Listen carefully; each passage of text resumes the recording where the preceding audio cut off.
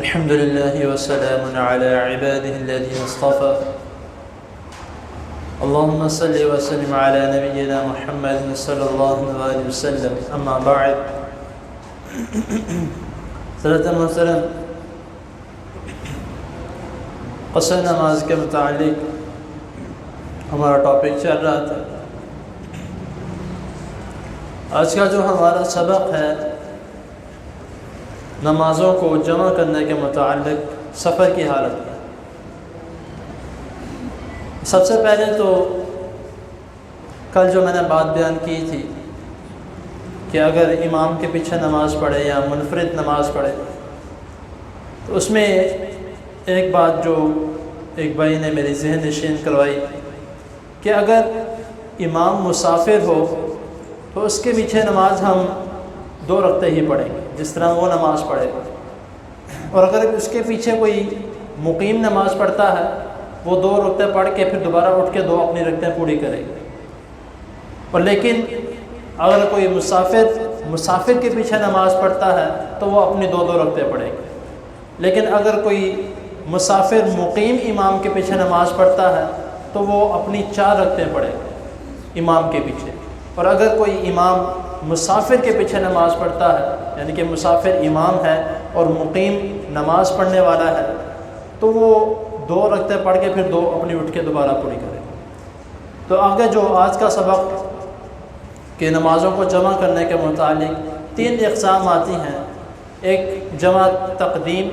ایک جمع تاخیر اور ایک جمع سوری۔ اب اس کا طریقہ کار کیا ہے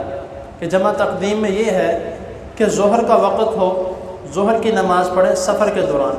ظہر کی نماز پڑھے اور عصر کی نماز کو ظہر کے ساتھ پڑھ لے۔ جمع تاخیر، اس میں عصر کی نماز کا وقت ہو اور ظہر کی نماز کو تھوڑا لیٹ کر کے عصر کی نماز کے ساتھ پڑھ لے۔ اب جمع سوری یہ ایسی نماز ہے کہ ظہر کی نماز جو ہے اس کا آخری وقت ہو لیکن ابھی وقت ختم نہ ہوا ہو، ظہر کی نماز کا آخری وقت ہو، ظہر کی نماز اس وقت پڑھ لی جائے اور پھر چند سیکنڈ بعد یا چند منٹ بعد جو عصر کی نماز کا ٹائم شروع ہو جائے تو وہ عصر کی نماز پڑھے۔ سوری کا مطلب کیا ہے کہ اپنی صورت کے مطابق جو اس کی صورت ہے اسی میں وہ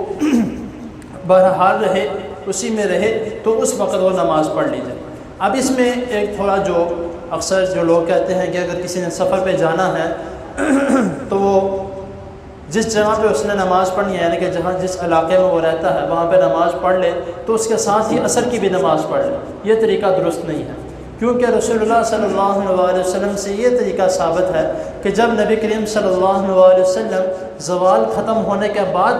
اگر آپ نکلتے تو آپ ظہر کی نماز پڑھتے اور عصر آپ راستے میں پڑھتے، لیکن اگر آپ زوال ختم ہونے سے پہلے سفر میں نکل جاتے تو پھر آپ دونوں نمازیں سفر میں پڑھتے۔ تو یہ ایک اس سے ثابت ہوتا ہے کہ نبی کریم صلی اللہ علیہ وسلم نے کسی بھی نماز کو حضر کی حالت میں، یعنی کہ جس جگہ پہ وہ موجود ہے، نماز کو آگے لا کے یا پیچھے لا کے آپ نے اس کو نہیں کیا۔ تو یہ جو طریقہ کار جو نبی کریم صلی اللہ علیہ وسلم نے سکھایا ہے، اور غزوہ تبوک کے موقع پہ بھی آتا ہے کہ نبی کریم صلی اللہ علیہ وسلم نے ظہر اور عصر کو آپس میں ملا کے پڑھا۔ اسی طرح مغرب عشاء کا جو ہے وہ بھی جس طرح ظہر عصر کا میں نے بتایا کہ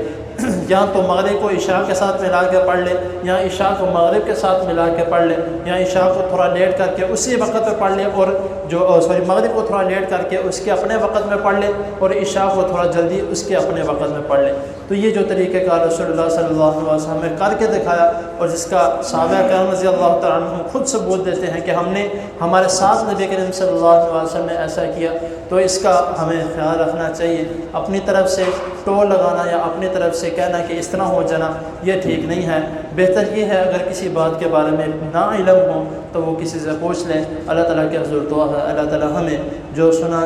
اس پر سمجھنے کی اور اس کو عمل کرنے کی توفیق عطا فرمائے۔ جی میرا بیٹا لاہور میں ہے جی، میں اتوں جانا ہوں پورے گھر لینا ہے، سو دکانیں پڑھنی چاہیے پوری پڑھنی چاہیے؟ نہیں قصر پڑے گا۔ آپ کا گھر یہاں پہ ہے، اب بیٹا اتنے ہے نا، آپ کا بیٹا وہاں پہ ہے، رہنا ہوتا ہے تو کوئی بات نہیں۔ اگر آپ 4 دن سے زیادہ رہتے ہیں تو پھر پوری پڑیں گے، اگر 4 دن سے کم رہتے ہیں تو پھر قصر پڑے گا۔